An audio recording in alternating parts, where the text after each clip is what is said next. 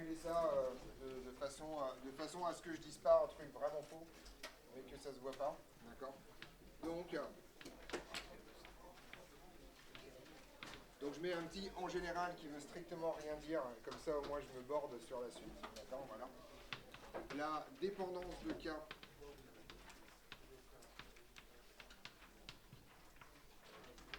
en température suit ce qu'on appelle la loi d'Arrhenius. Donc la loi d'Arrhenius est la suivante. Votre constante est égale à une constante, d'accord, on appelle grand A, exponentielle donc c'est une constante exponentielle, d'accord, avec une fraction en haut. Vous avez en bas, en haut, un terme qui s'appelle E indice A, et en dessous, un terme que vous avez déjà croisé ailleurs, qui est RT. D'accord. Je précise tout avec, donc, par ordre d'importance. Alors, le premier truc qui est important, c'est EA. EA, c'est l'énergie d'activation molaire. Autrement dit, c'est l'énergie d'activation qu'il faut fournir à une mole de vos réactifs pour qu'en fait la réaction s'enclenche. D'accord. C'est le truc dont on a parlé mercredi. D'accord. L'espèce d'énergie cinétique de base dans cette histoire. D'accord. Ça, c'est donc ce qu'on appelle l'énergie d'activation molaire. Donc c'est en joules par mol, par littéralement c'est écrit quoi. D'accord. C'est des joules mol moins 1 cette histoire. Bien sûr, vous allez reconnaître votre grande copine dans ce truc RT. T, c'est la température. Donc vous voyez que K est une fonction croissante de la température. D'accord. 1 sur T décroissant, moins 1 sur T croissant. Exponentielle de ce truc-là, c'est décroissant. T, c'est la température en quelle unité? En Kelvin, bien évidemment. D'accord. Sinon, ça va pas. Et R, c'est toujours la même. C'est la constante de Mayer ou la constante des gaz parfaits, d'accord. C'est la constante des gaz parfaits qui est en joule, mol moins 1, Kelvin moins 1, ce qui vous garantit que votre exposant est sans dimension. Voilà. Et vous avez un terme A qui est de l'unité de K, indépendant de T. Et K pas de nom. Voilà. C'est juste histoire de dire que c'est proportionnel à, en fait, dans cette histoire. Donc, assez régulièrement, on vous demandera, par exemple, on mesure K à telle température, K à une autre température, c'est quoi l'énergie d'activation, etc., etc., d'accord. C'est ça l'idée de la loi d'Arrhenius, c'est en général pas extrêmement compliqué, l'application de ça. Oui, je t'écoute. Oui, c'est ça. Il y a une valeur, si vous voulez. Une valeur qui... C'est une constante. C'est indépendant de t, donc ça dépend pas du temps, puisque k dépend pas du temps déjà de base, donc là il y a l'avance strictement. A, c'est un coefficient qui vous raconte l'efficacité des chocs au-delà de la température. Grosso modo, est-ce que quand vous avez un choc, c'est facile de faire la réaction chimique, ou est-ce qu'il faut qu'il y ait une configuration géométrique spatiale compliquée? Plus A est grand, plus grosso modo, quand ça se cogne, ça se passe bien, plus A est petit, plus c'est que grosso modo pour un peu bricoler. Oui. K était indépendant de T. Oui. Et EA, comment on fait pour la déterminer? Ça se mesure. Bah, pareil, tu mesures K à plusieurs températures. Il y a une interpolation linéaire. Je trouve. Ouais. Ne vous inquiétez pas, vous aurez des exercices sur ce sujet. Oui. D'activation molaire. Alors, petite remarque. Cette loi s'écrit parfois. Vous avez deux versions de la même loi. Vous allez comprendre pourquoi. K est égal, donc c'est le même A, exponentielle de moins EA étoile sur KBT. D'accord. En fait, ça, c'est quand vous passez à une version molaire du problème, et là, vous passez à une version moléculaire du problème. D'accord. Donc, tout simplement, avec EA étoile qui vaut EA divisé par le nombre d'Avogadro, et KB qui est la constante de Boltzmann qui, par définition, vaut R divisé par le nombre d'Avogadro. Donc en gros, hein, c'est juste que vous passez d'une version molaire à une version non molaire. Donc ça c'est en joules, et ça c'est en joules par Kelvin. Voilà, c'est tout. Oui. Le E1, Oui. c'est toujours ensemble. Non, c'est E110A, c'est pas un produit. Hein. C'est E110A. C'est un indice. Oui. Et on ne peut pas le déterminer, je sais pas, avec si on regarde les couches de valence des molécules. Non, non, non, non, non. Là, ça n'a rien à voir avec la structure de la molécule. Oh. On n'a aucun moyen fiable de passer de la structure, ne serait-ce que d'un cristal ou d'un truc là, à ses propriétés macroscopiques. Une fois qu'on les a, on peut dire ah oui, c'est probablement parce que, mais ça s'arrête là. Oui. C'est quoi le A? Il n'a pas de nom. Il n'a pas de nom. C'est une constante de l'unité de K, indépendant de la température. Il n'y a pas de nom particulier. C'est K10B, c'est la constante de Boltzmann. KB. On est d'accord sur l'énergie d'activation? Oui, je t'écoute. Remarque, cette loi s'écrit parfois. D'accord. Donc, si jamais on vous donne les... En fait, l'idée, c'est que si on vous donne l'énergie d'activation, ou on vous demande l'énergie d'activation en joules, bah, c'est celle-là qu'il faut utiliser. Si on vous donne en joules par mol, c'est celle-là à utiliser. C'est juste une histoire de renormalisation par nombre d'Avogadro dans l'exposant. Rien de très foufou. Oui. Le kV, c'est des joules par Kelvin. Pour que ce soit homogène, globalement. C'est la vraie constante fondamentale. Voilà. Alors on n'a pas tout à fait fait le tour, mais on a fait le tour de la partie, disons, fondamentale de la cinétique chimique. Et ce qui va nous intéresser maintenant, c'est surtout comment est-ce qu'on traite un problème de cinétique chimique. Et là, pour le coup, il va falloir donc qu'on apprenne à refaire de l'intégration et une technique en particulier. Donc là, c'est le grand 2, d'accord. Et c'est un paragraphe assez difficile à faire. Globalement, non pas parce qu'il est technique, mais parce que comme d'habitude, quand on fait un paragraphe qui parle de comment on résout un exercice de façon générale, c'est toujours compliqué de trouver un peu une espèce de méthode clé suffisamment universelle pour que ça marche partout. Et donc voilà, je vais essayer de faire un truc propre, mais bon. Donc, méthode expérimentale en cinétique chimique.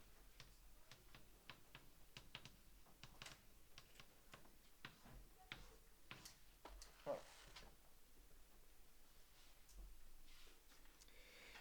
Alors, l'idée est la chose suivante. Cadre général.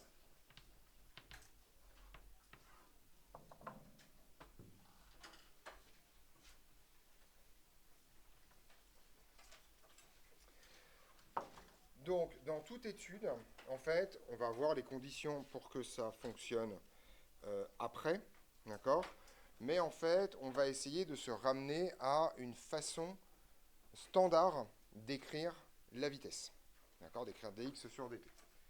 Cette façon standard procède en général de la loi d'ordre au départ et ensuite d'approximations successives pour arriver à cette forme-là. Okay. Donc, pour l'instant, cette forme-là, vous allez accepter que c'est là-dessus qu'on arrive à chaque fois. Et ensuite, on va essayer de comprendre comment est-ce qu'on fait pour arriver à cette forme-là dans divers cas. Donc, en général, on étudie une réaction à ordre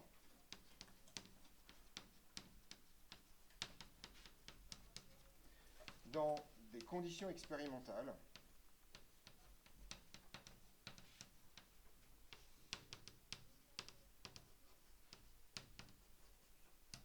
permettant d'écrire la vitesse volumique, c'est toujours celle-là hein, à laquelle on s'intéresse, la vitesse volumique sous la forme suivante. Alors, vous allez voir, ça va vous rappeler des choses, mais voilà, sous la forme suivante.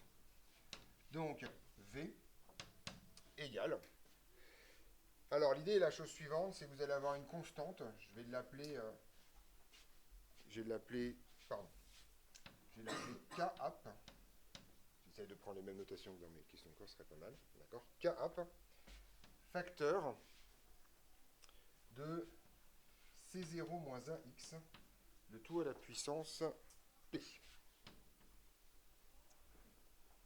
Donc le but du jeu, c'est qu'au départ, vous avez une relation à ordre qui s'écrit de façon compliquée, et vous allez vous placer dans des conditions expérimentales où en fait la vitesse va pouvoir se compacter et se mettre sous ces formes-là. D'accord? Donc vous avez trois paramètres, un paramètre K-app, un paramètre C0, qui en général est une constante initiale fictive, d'accord? X bien sûr, c'est toujours l'avancement. A, c'est un coefficient, sans dimension fictive, etc. Je vais mettre un peu les diverses contraintes pour voir d'où ces trucs-là peuvent éventuellement venir. Donc, K-app, alors K porte un nom, s'appelle la constante apparente. D'accord? Vous voyez que ça ressemble en fait à une loi de vitesse. D'accord? Sauf que on ne sait pas trop comment c'est foutu, d'accord? Ce truc-là s'appelle une constante apparente.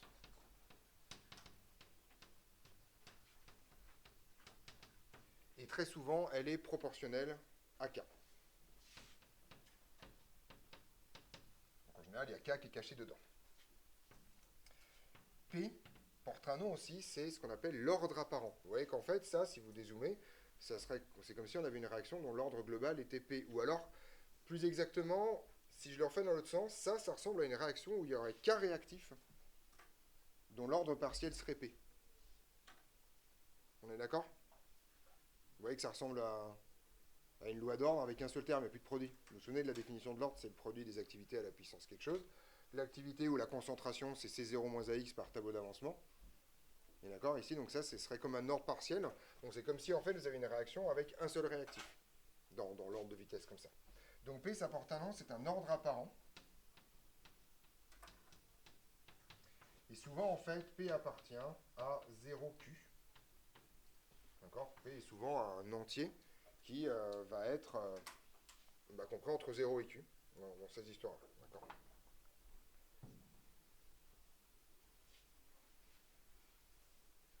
Alors là, il y a un peu de vocabulaire.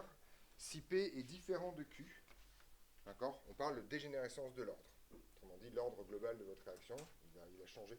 Ça s'appelle une dégénérescence de l'ordre. Si P est strictement inférieur à Q, on parle de dégénérescence de l'ordre.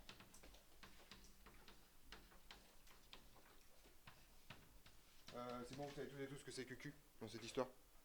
C'est la somme des ordres partiels, c'est la somme des QI, c'est l'ordre global. Donc ensuite, C0 est une concentration initiale fictive, ça ne correspond pas forcément à une concentration initiale d'un vrai réactif. D'accord? C'est vraiment juste un modèle. Donc c'est une concentration initiale fictive.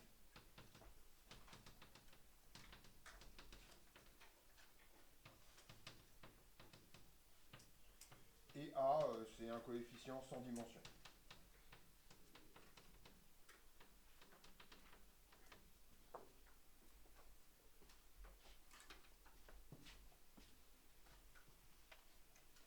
Mais ce coefficient sans dimension, en fait, il va vous permettre de trouver X max, parce que quand vous avez réussi à mettre votre vitesse comme ça, dans la totalité des cas, il s'avère que X max est donné par le moment où ce truc-là s'annule. D'accord? Voilà. Donc, avec un coefficient stoichiométrique, avec un coefficient sans dimension tel que, en fait, X max soit égal à C0 sur A. Voilà l'idée.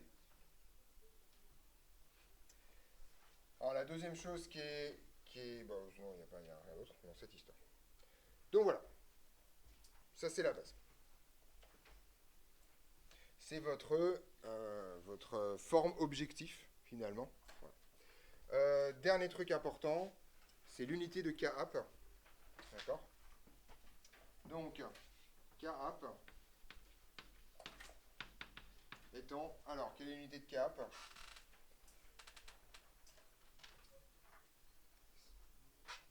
Donc vous voyez que V c'est dx sur dt, c'est donc une concentration sur un temps. Donc dans K, vous aurez déjà un temps moins 1 effectivement qui va se balader. Ok, donc K étant, donc je vais avoir des secondes moins 1 tout à la fin. Et ensuite vous avez d'un côté des moles par litre et de l'autre côté des moles puissance P, litre puissance moins P. Donc quand vous allez tout diviser, vous allez avoir des moles puissance 1 moins P, des litres puissance P moins 1.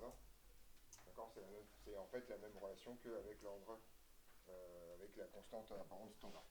Donc j'ai dit que c'était des moles 1 moins P, litre P moins 1, seconde moins 1. Donc K apparent, à l'instar de K, à unité, est toujours porteur au minimum de l'inverse d'un temps.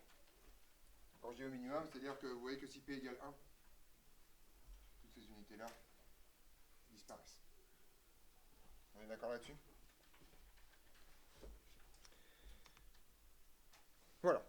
Donc, ça, c'est votre forme objectif. C'est celle-là qu'on va avoir en tête. Et dans n'importe quel exercice de cinétique chimique de base, vous allez vous ramener à une forme comme ça.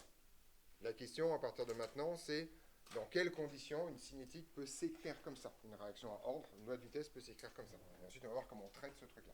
Ouais. 1 moins P. Et tu peux le retrouver. Hein.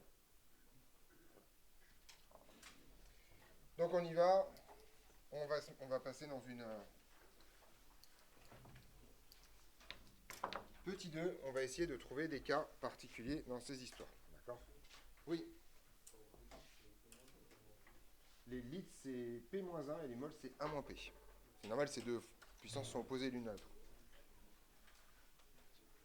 C'est des moles par litre divisé par des moles puissance P, litre puissance moins P. On divise par des moles puissance P, litre puissance moins P. On divise par une concentration à la puissance P, quoi. Globalement. C'est ça l'idée.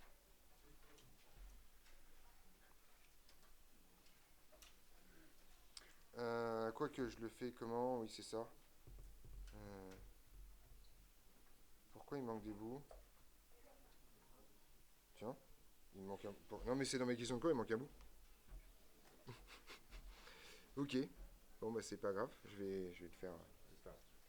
Ok, on est parti. Cas expérimentaux.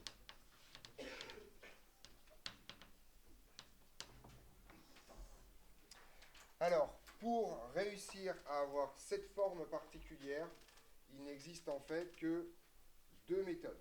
En gros, plutôt, il n'existe qu'une seule méthode qui va choisir dans les réactifs que deux cas possibles. D'accord? C'est ça le principe de base. Donc, pour atteindre la forme modèle précédente, d'accord?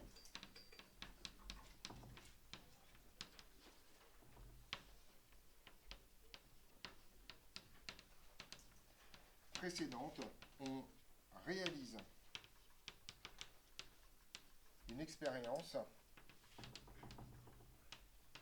où les réactifs sont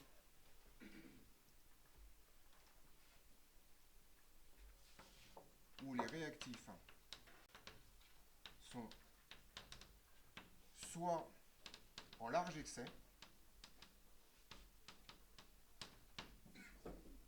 en large excès, ça vous raconte quoi sur la concentration du réactif I à un instant T?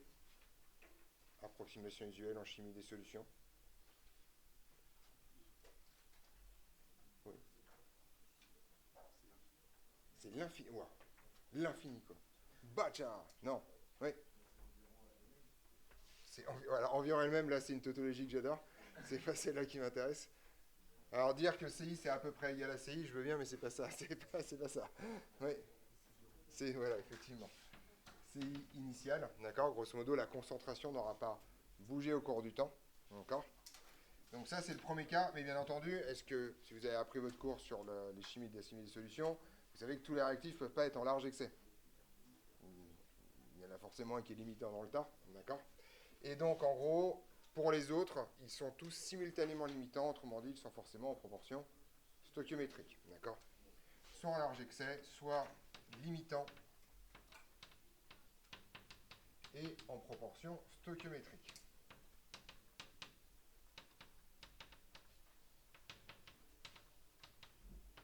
D'accord? Et alors là, il va se passer un truc très intéressant qu'on aurait pu faire dans le chapitre d'avant. On a alors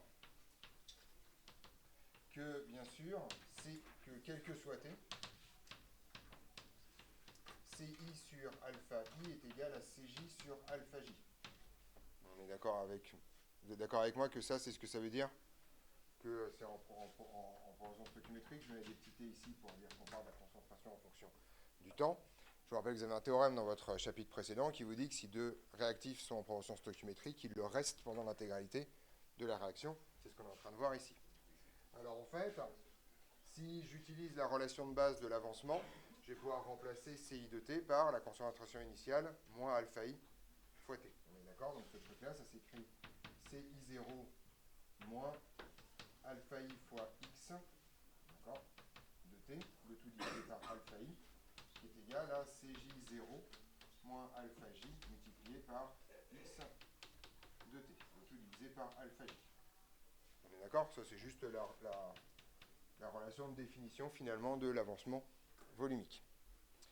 Et ce que vous constatez ici, en fait, c'est que je vais pouvoir casser ces deux fractions en deux et écrire la chose suivante. CI0 sur alpha I moins alpha I x, d'accord, moins alpha I x de t est égal à CJ0 sur alpha J, et il n'y a plus de alpha I, pardon, moins x de t. Et en fait, ces deux concentrations-là, vous voyez que les x, je peux les virer. Et ça vous montre, alors je ne sais pas pourquoi j'ai fait autant de calculs pour arriver à ce résultat-là, ça vous montre que cette concentration-là et cette concentration-là sont les mêmes. D'accord? Enfin, et qu'en fait, vous pouvez inventer une concentration fictive, tiens, étonnant, qui est en fait le rapport entre la concentration initiale et le coefficient stoichiométrique en valeur absolue. D'accord? Donc en fait, ce que ça vous raconte, c'est la chose suivante. Si on pose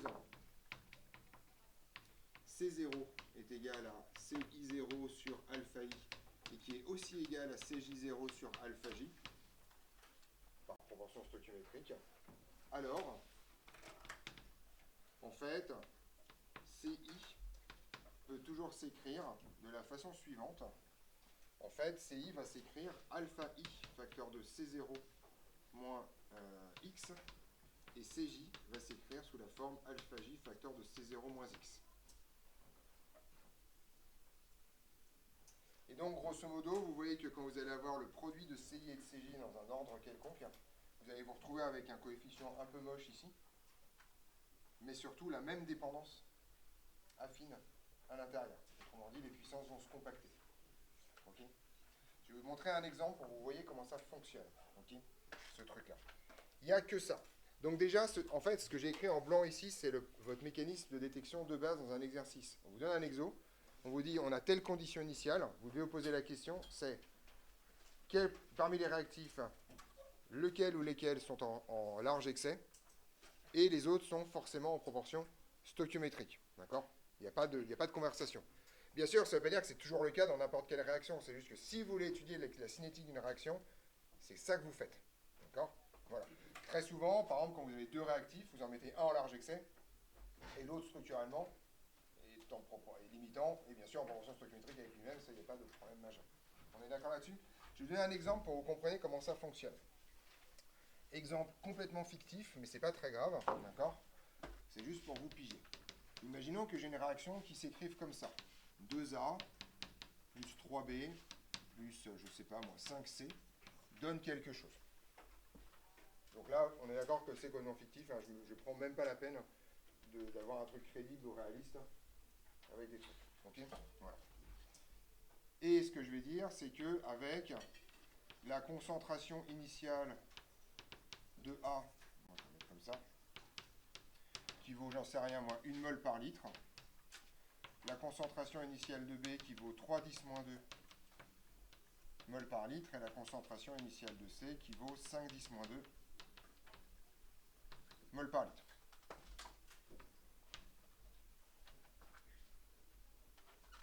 Ok?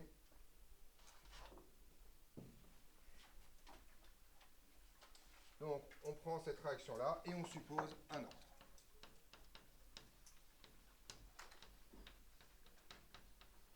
Si on suppose un ordre, ça signifie que la vitesse s'écrit comment? Par définition. Il y a un K effectivement qui se balade, multiplié par, et là en fait vous allez prendre littéralement les concentrations de chacun des trois trucs, d'accord? K fois la concentration en A à la puissance QA, fois la concentration en B à la puissance QB, fois la concentration en C à la puissance QC, d'accord? J'écris bêtement qu'il y a un ordre, donc s'il y a un ordre, ça va avoir cette gueule-là. Je ne connais ni QA, ni QB, ni QC, d'accord? Ni K, voilà. Mais s'il y a un ordre, la vitesse se met sous cette forme-là. D'accord? Le but d'un exercice de cinétique, en général, ça va être la détermination de QA, QB, QC, en faisant en général autant d'expériences qu'il y a de valeurs distinctes de Q. Donc là, en l'occurrence, il en faudra 3. Alors, écrit comme ça a l'air relativement compliqué. Mais en fait, vous allez voir que... Donc déjà, est-ce que vous voyez toutes et tous que mes réactifs sont préparés soit dans un cas, soit dans l'autre? Autrement dit, est-ce qu'il y en a en large excès? Ben, regardez. Hein. Ben oui, manifestement. A est en large excès, sans aucune forme de problème. Et on vérifie que les deux autres... Est-ce qu'il y en a un autre en large excès? Non, manifestement. Par contre, les deux autres sont en proportion stoichiométrique, puisque B sur 3 est bien, enfin B0 sur 3 est bien égal à C0 sur 5. J'ai un peu fait exprès, globalement. D'accord? C'est moins 2, hein. Ça, à chaque fois, c'est la même. D'accord, 10 moins 2. On est d'accord là-dessus?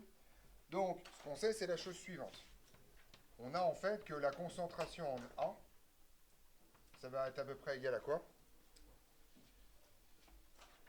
Puisqu'il est en large excès, à la concentration initiale à 0. Voilà. Ensuite, je sais que la concentration en B, je vais pouvoir l'écrire comme la concentration initiale en B moins 3x. Vous êtes d'accord avec ça? Et en fait, ce que je vais faire, c'est que là, je vais factoriser le 3. Si je factorise le 3, je me retrouve avec un truc qui est B0 sur 3 moins x. Oui. Alpha i C0, c'est la concentration de l'espèce au départ. Non, alpha i, c'est les coefficients stoichiométriques en valeur absolue.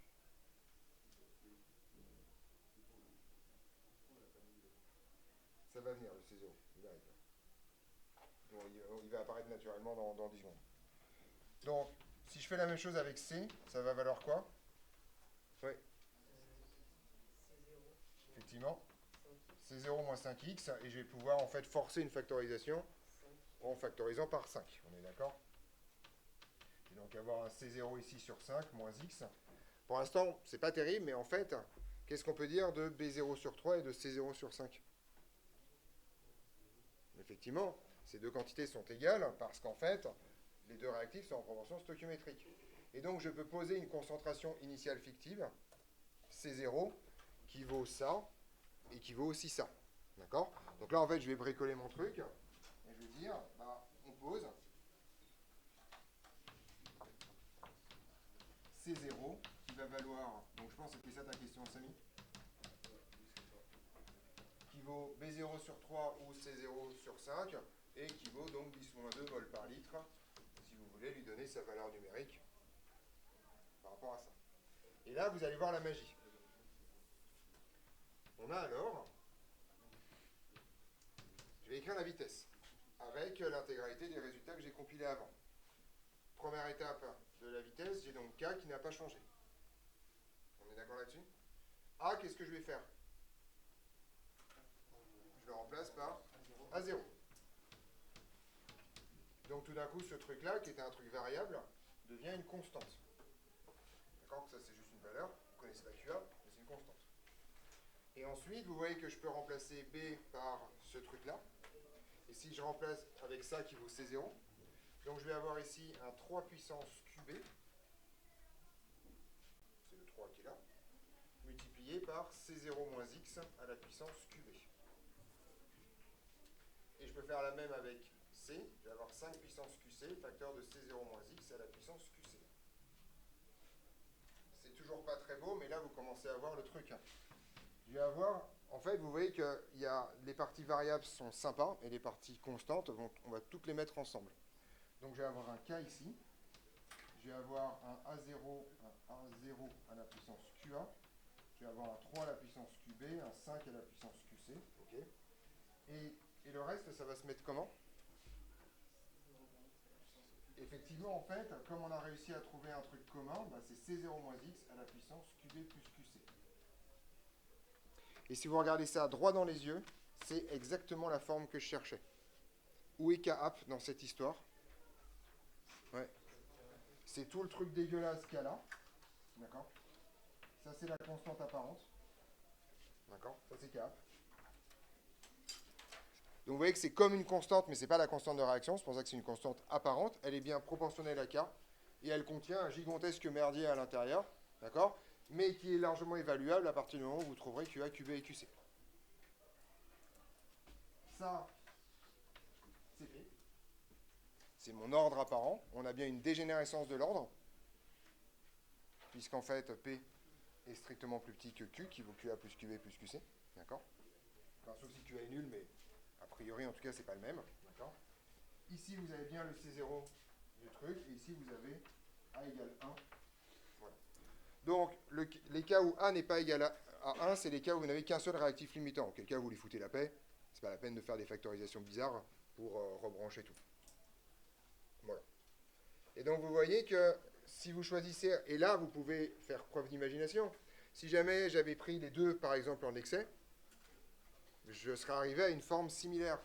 Sauf que ma constante apparente aurait été plus lourde, et que ici, dans P, j'aurais eu que QC, par exemple. Si au contraire, les trois avaient été en proportion stoichiométrique, j'aurais eu une constante apparente sans ce truc-là, mais j'aurais eu un QA plus QB plus QC dans l'ordre apparent. Et donc vous voyez que si je fais ces choix-là à chaque fois, soit en large excès, soit limitant et en proportion stoichiométrique, j'arrive forcément à un truc que je pourrais mettre sous la forme de ce qu'on a vu au premier paragraphe. Donc, première étape d'un exercice de cinétique, réussir à mettre la vitesse de cette forme-là. Et ensuite, maintenant, je vais vous apprendre comment on fait pour étudier ce truc-là, par une méthode qu'on appelle la méthode intégrale. Oui.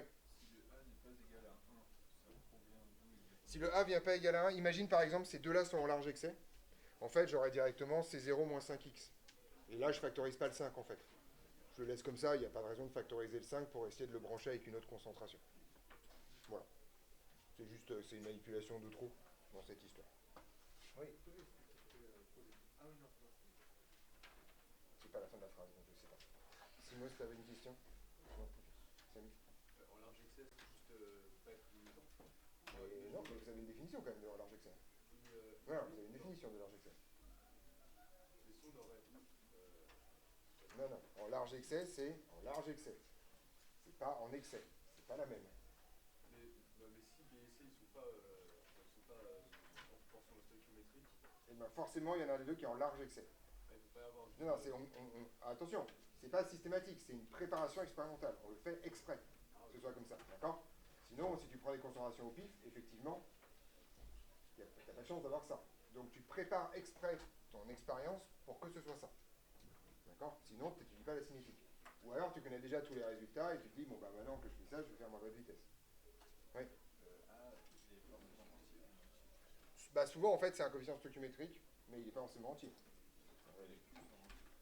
Les Q, pas forcément, non, c'est écrit dans ton cours. Les Q c'est des demi-entiers, en général. Pas forcément, puisque c'est la somme de Q. J'ai dit que c'était entier, P? Mais un ordre n'est pas forcément demi-entier. Il n'est pas forcément entier, donc... on est d'accord que j'ai écrit que les Q pouvaient être n'importe quoi et qu'en général ils étaient demi-entiers. En général entre moins 1 et 3 ou un truc comme ça. Voilà. Donc, pas de problème. Un ordre n'est pas censé être entier. Souvent ça va être entier quand même. Oui. Bah non, puisque c'est une somme de trucs qui ne sont pas forcément des entiers. Mais je sais pas pourquoi vous voulez des entiers, j'ai jamais dit à aucun moment que le P était un entier, non si? Non mais c'est possible que j'ai glissé un peu et que j'ai mis P appartient à N ou à Z, mais dans le cours de lundi, de mardi, j'ai dit les ordres sont en général des demi-entiers. Oui. Vous avez dit P appartient à 0Q. Ah, parce que j'ai mis du bracket ici, d'accord, ok, ouais. Ah, j'aurais pas dû. Ah, voilà, donc je l'ai fait. J'ai fait une erreur, effectivement. Enlever les machins. Voilà, donc effectivement, j'ai écrit que c'était un entier et c'est une erreur. D'accord. Pardon. Voilà. Et vous avez raison de vous battre jusqu'au bout. Voilà, c'est bien. Oui. Non, voilà, vous enlevez les brackets. Voilà. Pour P, oui, tout à fait. Voilà. En général, P est entier, mais c'est vrai que ça peut être autrement. On est au clair là-dessus? Donc maintenant, on va parler de ce qu'on appelle la méthode intégrale. Petit 3.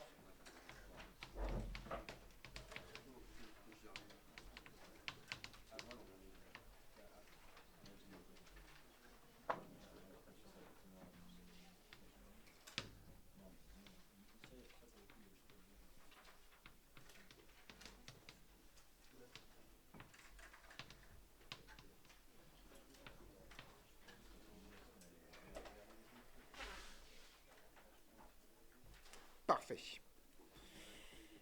Oui. Non, un cap, à aucun moment. Cap est forcément positif.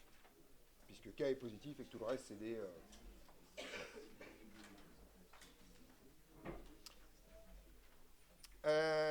on y va. Donc l'idée est la chose suivante. On part donc d'une situation, on a réussi à mettre la vitesse sous la forme que j'ai donnée tout à l'heure. D'accord? Donc, on a établi une relation du type V égale K app, facteur de C0 moins AX à la puissance P. Voilà. Donc on est arrivé, via analyse des conditions initiales, à mettre la vitesse sous cette forme particulière. Donc, encore une fois, K positif, C0 et A qui vous racontent Ximax. Vous comprenez pourquoi Ximax est raconté par C0 sur A? Vous voyez qu'ici, en fait, ce truc-là vient des réactifs limitants. Donc le moment où ça s'annule, c'est le moment où votre réactif limitant est arrivé, enfin, disparaît. D'accord? Donc c'est normal que Xmax, j'ai dit, pardon, Xmax, excusez-moi, c'est normal que Xmax, en fait, vaille C0 sur A, puisqu'en fait, ce terme-là provient essentiellement d'une agrégation des réactifs limitants. Alors, on est parti. Ceci s'écrit que dx sur dt est égal à k app facteur de C0 moins AX à la puissance P, par définition de V, qui, je vous le rappelle, vaut dx sur dt. Alors, il y a toujours deux possibilités dans cette histoire. Je vais revenir à la version vernaculaire du problème, même si ça vous oblige à apprendre des nouveaux théorèmes de maths, d'accord? Parce qu'on n'est pas obligé, mais bon, c'est comme ça. En fait, ce qu'on va faire là, c'est ce qu'on appelle une séparation des variables. Vous avez déjà croisé ça une fois avec moi, d'accord? Et bien, on va en faire la même, mais en couleur. Autrement dit, je vais mettre tout ce qui est en x d'un côté et tout ce qui est en t de l'autre, d'accord? Soit, donc là, je vais faire un truc C0 moins AX à la puissance P est égal à K app multiplié par dt. D'accord? Donc ce truc-là porte un nom, ça s'appelle une séparation des variables. Alors pour les plus matheux et matheuses d'entre vous, en fait, ça ne sert à rien, parce que si je divise tout ça par là, j'ai une forme en U' sur U. Enfin, d'accord? U' sur une composée de X en tout cas, et donc je pourrais aussi intégrer sans aucune forme de problème avec ça. Et donc maintenant, il va falloir savoir intégrer ça. Ok? Et donc, comme avec mon collègue du premier semestre, vous avez probablement vu des techniques d'intégration, et je suis sûr qu'il a insisté sur l'intégration des composés de fonctions affines. On est d'accord? Vous savez donc intégrer ça comme des pros. Allez. Charles, il se dit, putain, quand j'ai passé en première, c'est tendu, quoi.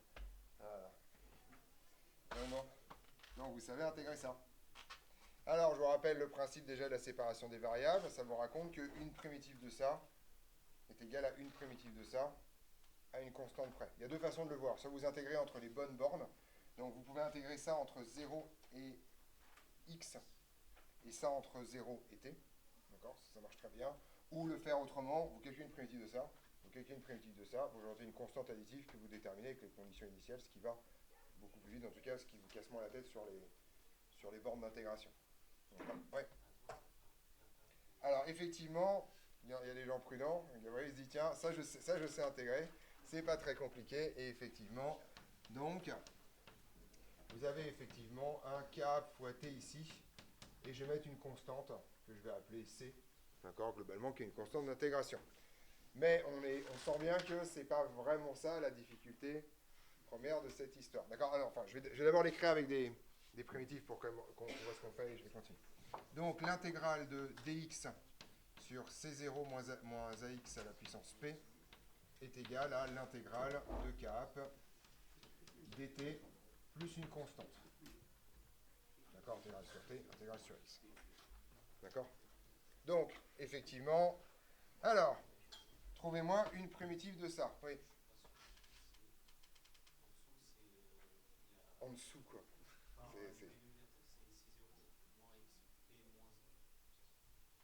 Ce qui est fou, c'est que je vous ai appris une méthode pour intégrer les trucs avec des exposants quand même. Voilà. Louis? Non. En fait, vous commencez mal. Quelqu'un d'autre? Oui? Non. Samy? Par rapport à les régler de ce qu'il y a en dessous. Oh, comme c'est une fonction affine, ça peut être mortel. Oui? Non. Commencez pas par le bon mot. Hein. Donc, oui? Certes? Oui? Non. Simon? Non.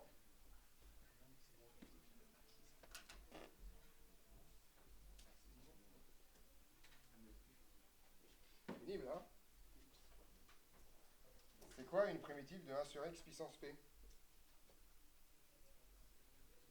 Oui, Samy? Non.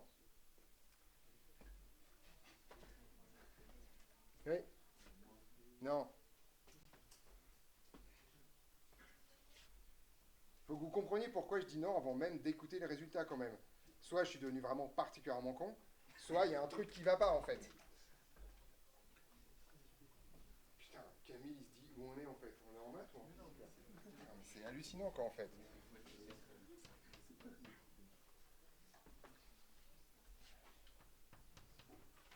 Primitif de ça.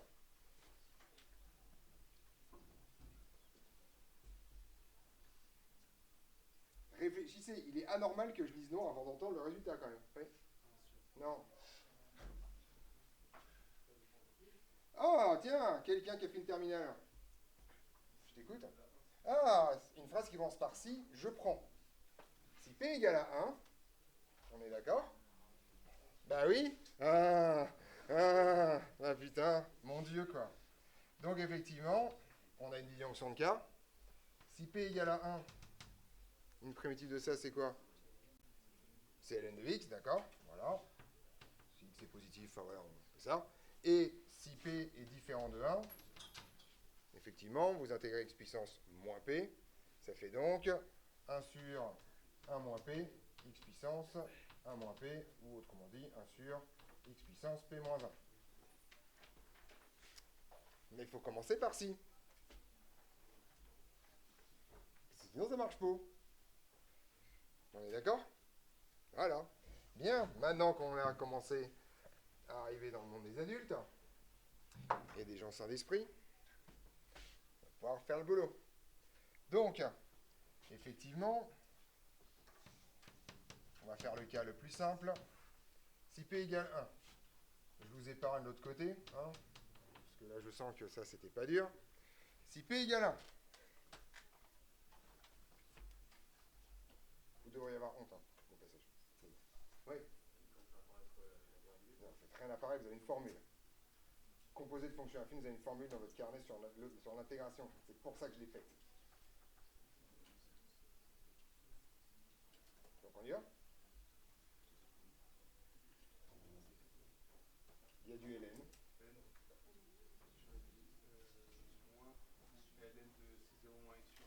Effectivement, c'est moins 1 sur a, logarithme de c0 moins ax. D'accord? 1 sur le coefficient directeur de votre fonction affine multiplié par la primitive appliquée à la même fonction affine. Voilà. D'accord? Vous avez un théorème dans votre cours sur l'intégration qui vous dit que si vous avez une fonction du type g de ax plus b, où vous connaissez une primitive de petit g, alors sa primitive c'est 1 sur a, rangée de ax plus b. D'accord? Ici, le coefficient directeur vaut moins 1, donc il n'y a pas de problème. Donc ça c'est la première chose, d'accord? Et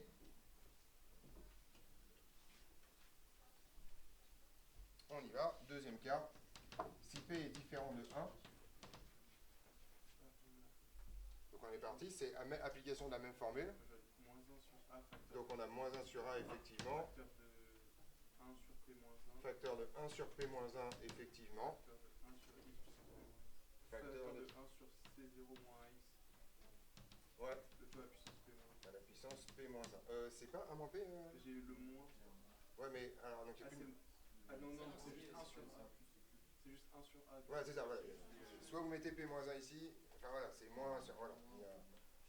On y était presque, mais voilà l'idée. D'accord? Égale donc K fois T, plus une constante. Voilà l'idée.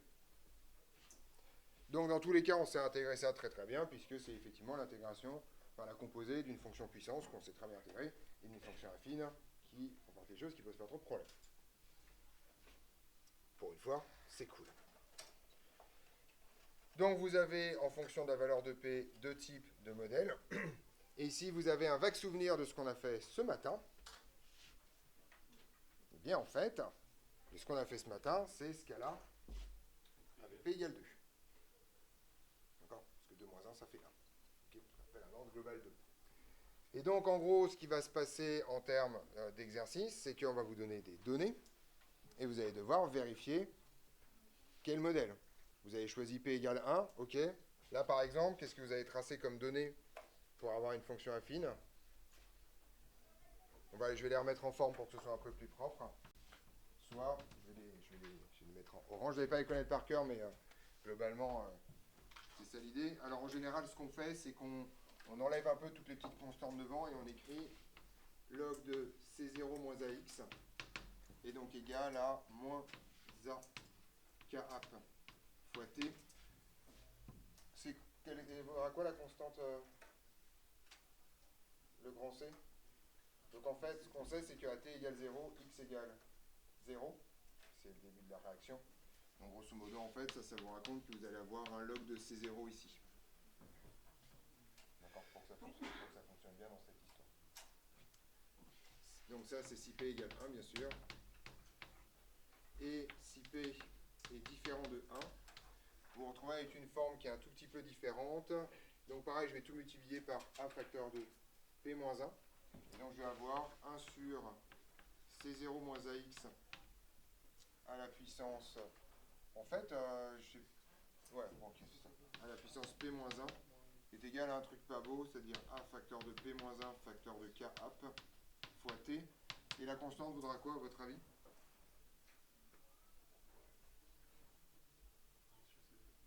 Sur C0 à la puissance P moins 1, tout à fait. Voilà. Oui, Samy. C'est pas pour P est égal à 1, Oui. plus A ln de C0, enfin moins A ln de C0. Non. Non. Tu vois, quand t vaut 0... C'est juste ah, C0. Ouais.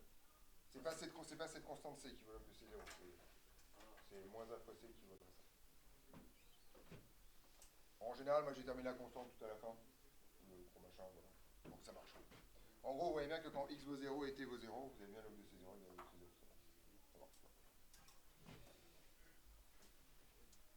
Donc, votre idée, et c'est ça qui va nous occuper à partir de mardi, c'est que si vous voulez par exemple vérifier que vous avez un ordre global 1, d'accord, un ordre, une espèce d'ordre apparent comme ça, 1.